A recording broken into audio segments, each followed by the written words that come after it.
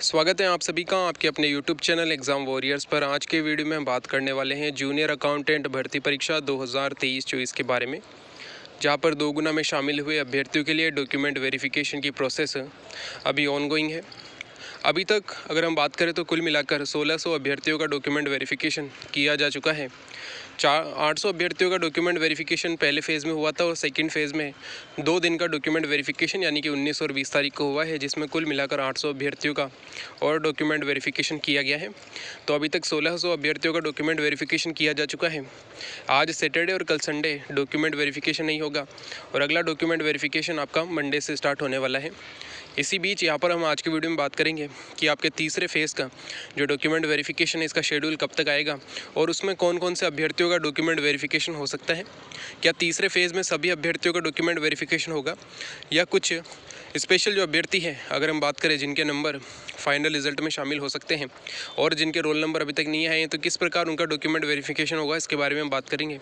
साथ ही आप सभी जानते हैं कि बोर्ड के द्वारा अब जो परीक्षा परिणाम निकाले जा रहे हैं उनमें मेरिट वाइज रिज़ल्ट जारी किए जा रहे हैं। कल आपने 2 रिज़ल्ट देखे होंगे, जिनमें से एक सूचना सहायक का रिज़ल्ट था जो कि टाइपिंग के बाद आया है, और इसके बाद आपका आंगनवाड़ी जो महिला कार्यकर्ता है इनका भी यहाँ पर रिज़ल्ट निकाला गया है और ये दोनों ही रिज़ल्ट मेरिट वाइज जारी किए गए हैं, जिससे कि अभ्यर्थियों को काफ़ी अंदाज़ा हो गया है कि उनका सिलेक्शन होगा या नहीं होगा। कुछ अभ्यर्थी जो कि कट ऑफ के आसपास रह जाते हैं, जिनकी संख्या लगभग 100-150 हो सकती है, तो ऐसे अभ्यर्थी अभी भी कन्फ्यूज़न में रह सकते हैं, वरना ज़्यादातर अभ्यर्थियों को ये क्लियर हो गया है कि उनका फाइनल सिलेक्शन होगा या नहीं होगा। इसी को देखते हुए जूनियर अकाउंटेंट में सेलेक्ट हुए अभ्यर्थियों की भी अब बोर्ड से यही मांग है कि उनका रिज़ल्ट भी एक तरीके से इसी प्रकार निकाला जाए जिस प्रकार बाकी रिज़ल्ट अब निकाले जा रहे हैं। लेकिन एक दिक्कत यहाँ पर यह है कि जूनियर अकाउंटेंट का रिज़ल्ट काफ़ी पहले आ चुका है और अब इसमें डॉक्यूमेंट वेरिफिकेशन की प्रोसेस भी चल रही है, तो हो सकता है कि बोर्ड यहाँ पर रिज़ल्ट नहीं निकाले। वरना जितने भी अभ्यर्थी हैं सभी ने कल ट्विटर पर यही मांग की है कि यहाँ पर बोर्ड जूनियर अकाउंटेंट भर्ती परीक्षा में शामिल हुए अब जिनका डॉक्यूमेंट वेरिफिकेशन हो रहा है 2 गुना अभ्यर्थियों का मेरिट वाइज रिज़ल्ट निकाले, क्योंकि ये रिज़ल्ट बोर्ड के पास तैयार है, सिर्फ उसे अपलोड करने की देर है। क्योंकि उसने ऐसा ही कुछ रिज़ल्ट डिपार्टमेंट को डॉक्यूमेंट वेरिफिकेशन करने के लिए भेजा है, जिसका अंदाज़ा आपने लगा लिया होगा। क्योंकि अब जो DTA आपका डॉक्यूमेंट वेरिफिकेशन कर रहा है उसमें रोल नंबर के अनुसार डॉक्यूमेंट वेरिफिकेशन नहीं है, ये सब अब आप लोग समझ गए होंगे, क्योंकि 2 शेड्यूल जारी हो चुके हैं। अब जैसे ही तीसरा शेड्यूल आएगा तो ये भी कंफर्म हो जाएगा कि कितने अभ्यर्थियों का डॉक्यूमेंट वेरिफिकेशन होगा, कब तक डॉक्यूमेंट वेरिफिकेशन कंप्लीट हो सकता है और इसके आगे की क्या प्रोसेस रहने वाली है। वैसे अपनी ओर से लगभग यही अनुमान है कि वे अभ्यर्थी जो फाइनल रिज़ल्ट में शामिल होने का जिनका अंदाज़ा है उनका डॉक्यूमेंट वेरिफिकेशन 10 अक्टूबर तक कंप्लीट होगा और इसके बाद दिवाली से पहले आपका फाइनल रिज़ल्ट जारी हो जाएगा और 15 नवंबर तक आपको ज्वाइनिंग मिल सकती है।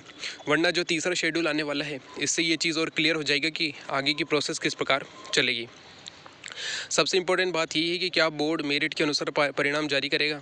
तो जूनियर अकाउंटेंट का रिज़ल्ट पहले ही आ चुका है, तो बोर्ड इस तरह की चीज़ नहीं करता है कि रिज़ल्ट वापस जारी करे, और हो सकता है कि अभ्यर्थियों की इतनी मांग पर बोर्ड जारी भी कर दे, वरना ज़्यादा चांस यहाँ पर रिज़ल्ट जारी होने के नहीं लगते हैं, क्योंकि अब डॉक्यूमेंट वेरिफिकेशन की प्रोसेस भी चल रही।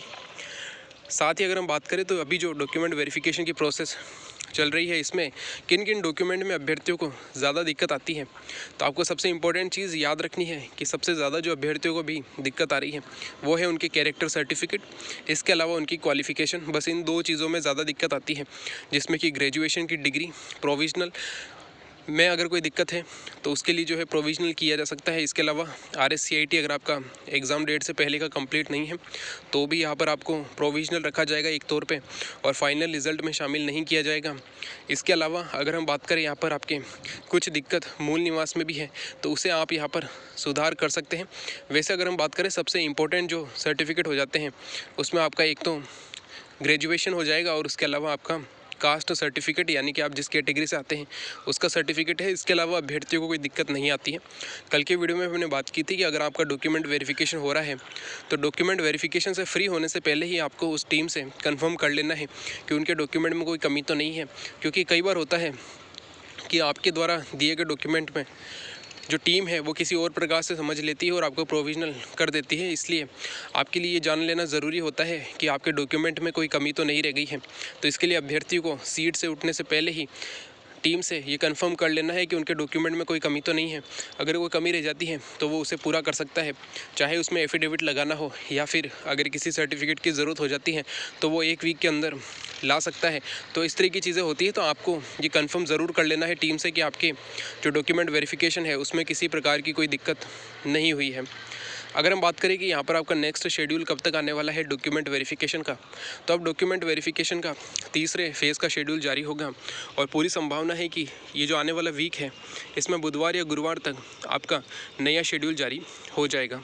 सबसे पहले उन अभ्यर्थियों का डॉक्यूमेंट वेरिफिकेशन होगा जिनका 27 तारीख को डॉक्यूमेंट वेरिफिकेशन होना था, लेकिन CET एग्ज़ाम के चलते उनका डॉक्यूमेंट वेरिफिकेशन यहाँ पर आगे बढ़ाया गया है। तो सबसे पहले उन अभ्यर्थियों का डॉक्यूमेंट वेरिफिकेशन होगा और उन अभ्यर्थियों को लगभग 4 तारीख को बुलाया जाएगा।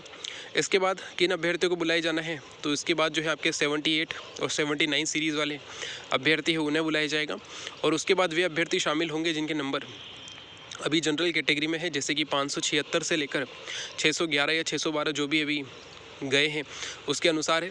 और इसके अलावा जो फीमेल है उनमें 512 से लेकर लगभग 555 बताया जा रहा है। तो इसके बीच वाले अभ्यर्थियों का बुलाया जाएगा, यानी कि 78, 79 सीरीज़, इसके अलावा 576 से लेकर 612 के बीच वाले जिन्हें अभी तक नहीं बुलाया गया है।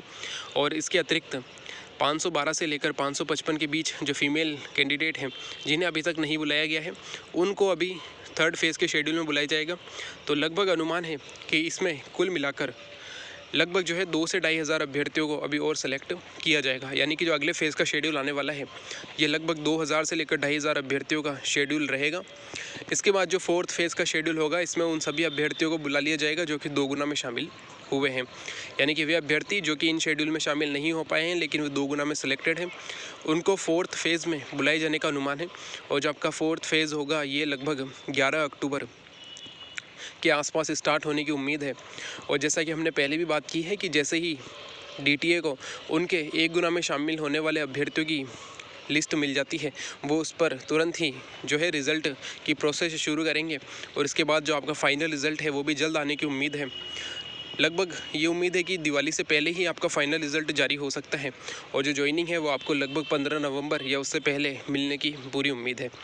तो अभी तक वे अभ्यर्थी जो कि थर्ड फेज़ के शेड्यूल का इंतज़ार कर रहे हैं उनका इंतज़ार आने वाले सप्ताह में कंप्लीट होगा और लगभग 25 या 26 तारीख तक आपका तीसरे फेज़ का शेड्यूल जारी हो जाएगा। और इसके बाद साथ भी ये भी उम्मीद है कि अब जो है अभ्यर्थियों की संख्या भी बढ़ाई जाएगी। अभी प्रतिदिन 400 अभ्यर्थियों को डॉक्यूमेंट वेरिफिकेशन के लिए बुलाया जा रहा है, लेकिन आने वाले फेज़ में लगभग 600 से लेकर 750 अभ्यर्थी भी शामिल हो सकते हैं। डिपेंड करता है DTA पर कि वो किस प्रकार से यहाँ पर कार्य करेगा, क्योंकि अभी काफ़ी अभ्यर्थी हैं जो कि 10 से 15 मिनट में फ्री हो जाते हैं।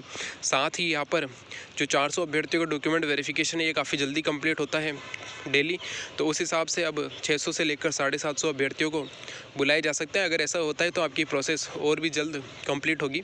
10 अक्टूबर तक लगभग उन अभ्यर्थियों को बुला लिया जाएगा जिनके फाइनल रिजल्ट में शामिल होने का अनुमान है, यानी कि जिनकी संख्या लगभग 6,500 हो सकती है।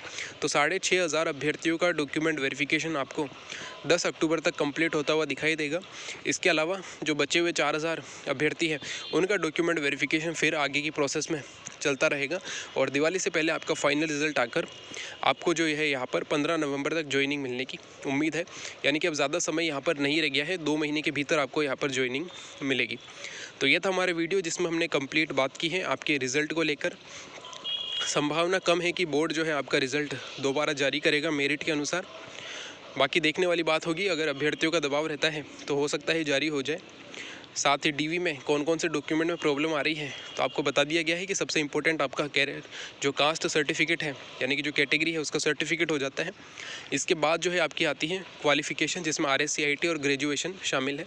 इसके अलावा अभ्यर्थियों को यहाँ पर कोई दिक्कत नहीं आती है।